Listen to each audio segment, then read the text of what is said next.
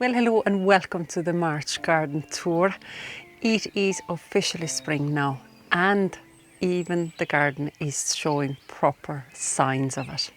We're here in southwest of Ireland in the zone of about 8B9A, and we're having a beautiful spring evening with this amount of sunshine. Now it's still a little bit cool, but I will take sun any day because it has been raining like nothing else.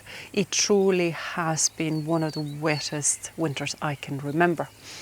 And we're in month of March, so towards the end of month of March now. So between now and let's say our next garden tour, which is going to be in April, there's going to be so many changes happening. Like, so look at these hornbeam hedges I've actually never mentioned them in our garden tours because they've been so bare. They've been just these skeletons around me whenever I've been talking to you at the beginning. So they're starting to push out proper leaves. And between now and let's say April garden tour, so within the next 4 weeks, these are really going to put out a lot of leaf, and this transparent or translucent look the hedges have at the moment, that will be gone.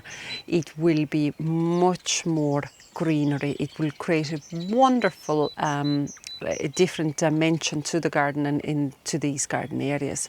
So let's appreciate it while it's still this kind of nice and fresh. And also the colour of these fresh leaves it's just so vibrant. It's really bright, acidic, sort of lime green.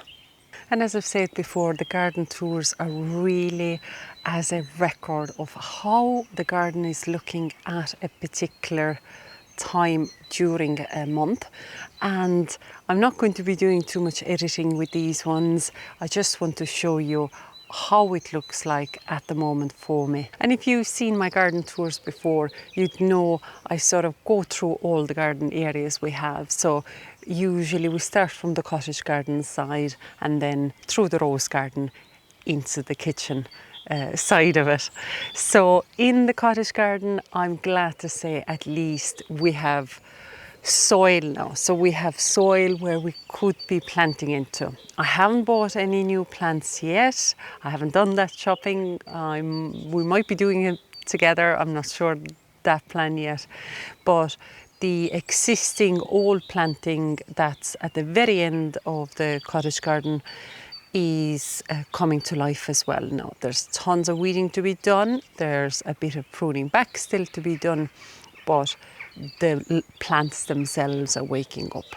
And the easiest plants there to recognise would be the stillbea, the hydrangeas, the crocosmia, obviously the buddleia, there's a rhodes there, and the only flowering plant that's there at the moment still is the forsythia.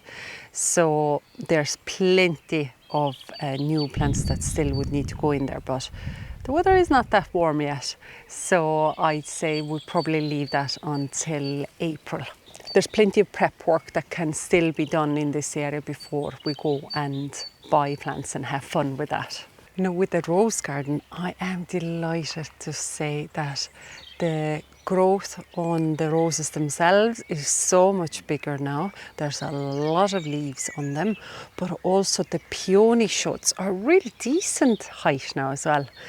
And I definitely cannot ignore the tulips that are flowering right behind me. You might just spot them there.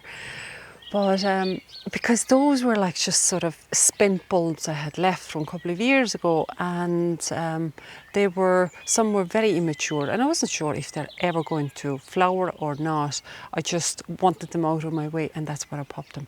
And they're all coming up, and it's beautiful how they're really opening up during the day, especially if it's a sunny day, and then they're just going to close themselves up again for the nighttime.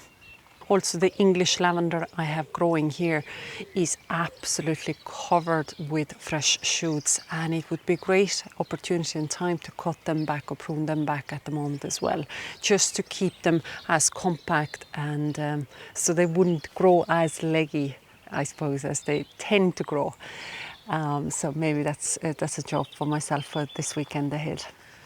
Another plant I don't actually think I ever talk about, but it truly is showing beautiful colour at the moment, at the time when usually there's very little colour about, is a hebe. And it's a hebe called Rhubarb and Custard. So it's fresh new shoots, actually this kind of beautiful mauve, lilac-y or purpley colours.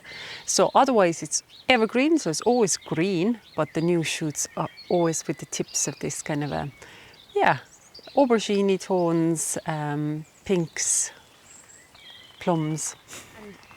And otherwise, for the rose beds, those big planters that I have in the middle here, I do need to actually add in a lot of planting in them, because actually during last year as well, I removed a lot of it. I wanted to bring it back to the bareness of the roses and the peonies, and now I could actually recreate something new and add new plants to it. So that is a plan for this year for sure. But what I'm going to show you next now is a yearly sensation. This is something of a showstopper for us every year at the end of March, very early April, depending how the weather is, because if it's very blustery, very rainy, you don't get a chance to enjoy it as much. But if you get quite settled days, dry weather, it doesn't need to be sunny, it just needs to be dry and settled, you can enjoy those blooms then at least for 2 weeks. So what about this? This is an ornamental cherry called Chirotée, and I think the tree is about 15 years old or so. I'm trying to think back, how long ago did we plant it? Yeah, I think it was about 15 years ago. And it is not fully open yet. Now, the blossoms aren't fully open. This is only the beginning of it. The fully open blossom is much bigger. None of them are properly open yet. It has this kind of a lovely off-white with a pinkish tinge flower petals, and the scent is just heavenly. But it's a real nice big tree, and you will end up getting that cherry blossom season where the blossoms are actually falling to the ground, and the bottom of the tree then is covered with this kind of like white snow. But these flowers are so worth their weight.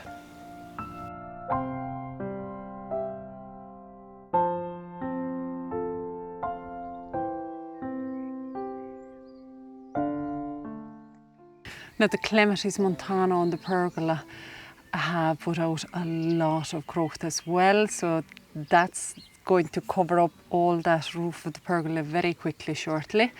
And also another clematis, Mrs. Jackson, I believe was the name of it. If I got that name wrong, I'll correct it on the screen for you. But it already has little flower buds, and it isn't the one that flowers really early in the season. But I think by month of May, it will have real big saucer size of blossoms open. Now the herbaceous border behind me also is full of real strong, actually big shoots now. You definitely see there the stilbes, the lupins, the geranium, and plenty of sedums as well. And seeing how strongly this is already growing here, I really should be cracking on and clearing out all the old foliage so that the new and old don't get tangled up. It just would be easier to discard the old foliage while the new growth is still small. But look, I missed that train a little bit here. It's just down to the weather really, and any other jobs that need to be done. You just have to prioritise all the time.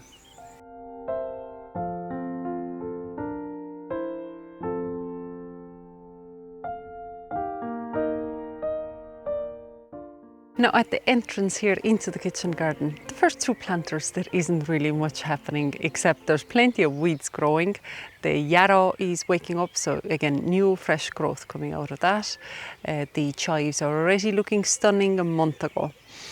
But the apple tree that I added in here, there's leaves opening on that, and obviously only the Discovery apple here is the one that has the least of leaf growth at the moment, but the James Grieve here and then the Beauty of Bath, both of them have leaves starting to open.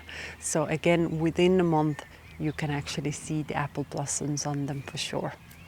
Now the smaller triangular fruit treacle, or the apple treacle, is looking much nicer and fresher because I was able to clean that up in my last video, and I was even able to trim back the lavender and the yarrows, so it looks much tidier. It just probably could do with a bit of mulch of fresh compost and maybe an addition of a plant or two as well, but otherwise it looks much more prepared for the spring. The rhubarb has grown so much, really nice stalks, and I could easily be picking some of them now already. And in the same bed with the rhubarb we also have the lupin. This is the lavender I cut back, that's heat cut I believe. These are the yarrow mounds, aren't they gorgeous? So stunning. Chamomile growing really strongly here. Now this lupin is not doing as well here, but I'm not sure what the trouble could be. Might do it just with a bit of mulch here. And then that's a creeping thyme. Then for the rest of the bigger in-ground beds, the spring cabbage, you will see huge difference between now of the sizes of the spring cabbage that's been growing outside here versus what's inside the greenhouse. And I think with this kind of comparison, you really see how a plant can benefit from getting all that sheltered growing situation given to it, because they're fed and watered basically the same way. It's just to do with the exposure to the harshness of the rain and wind coming from the west, from the Atlantic Ocean side, and battering the outdoor grown plants, because I couldn't even keep cover on them. It was that rough. It was just constantly blowing the cover off them. So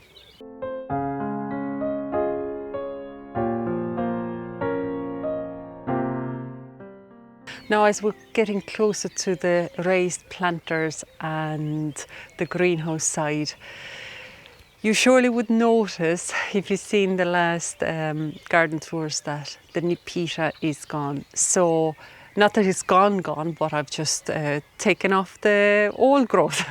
And because it grows so tall, this is the Six Hills Giant, so that's the big version of a Nepeta plant.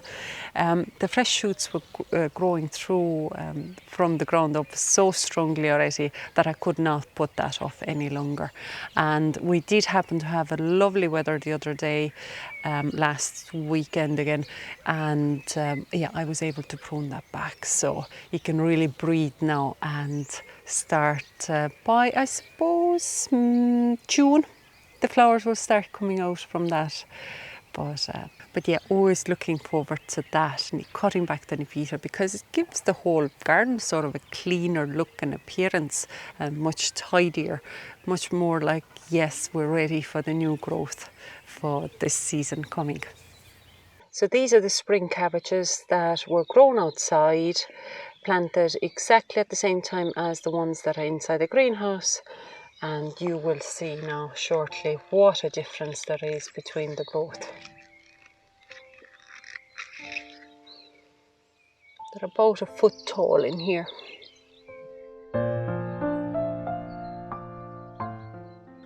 Now the back beds there are really totally empty. There's just a tiny bit of garlic in that planter, and these front planters then have the garlic in them, and the elephant garlic is actually growing really strong. And here we are. Basically, I could call this the winter garden, because during today's day now, the maximum temperatures reached inside here was 35.5 Celsius. At the moment, it's 16.3 degrees, and overnight it was 7.6 degrees Celsius. So inside here, everything is baking. It's really, really warm. And even I've been leaving at the moment, because we haven't had any more frost during the night, I've been leaving my tomato seedlings in here. I know it's a bit of a risk to take, but if we don't get minus degrees and the temperatures are staying above, let's say 1-2 degrees, I should be fine with them here. So far they're good. Oh, sorry, spuds. They're still there. The pots are feeling nice and warm, and they actually could do with watering. The pots are actually dry. So yes, inside here, the central planting is still full of the two big spring cabbages, and they are huge. This is at least 2 foot tall, if not even more, and massive leaves. And it's growing a nice central heart as well. And the kale is huge in here. I have to pick way more than what I have done so far.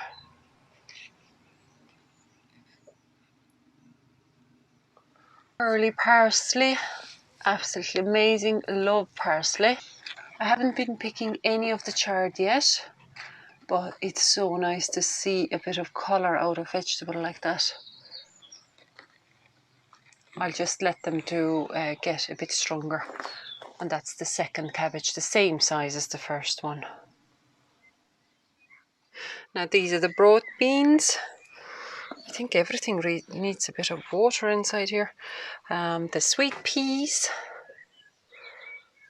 2 varieties growing this year so far anyway, confetti and our heroes. And our heroes germination was much better, so half of it is our heroes. 1, 2, 3, 4, so up to there. Down below, loads of spring onion. And look at the masho. I had to actually put stalks or the supports into the masho pots. These are going to be transplanted outside once it's just the weather warms up a bit again. But they just keep growing. This isn't even supported, and it's growing nice and tall. This is mullein, I believe. There's just ornamental plants that are still overwintering inside here. And potatoes, red Duke of York, really big growth on that. And the standard Duke of York just pushing itself through here. Again, there's more ornamental plants inside here. Loads of shallots and spring onions. Now, this is our purple sprouting broccoli that really is going into flower, which is fine. I let it grow a little bit bigger now. I let the flower heads become a bit stronger, and we're going to harvest them then. But yeah, everything is growing away in here.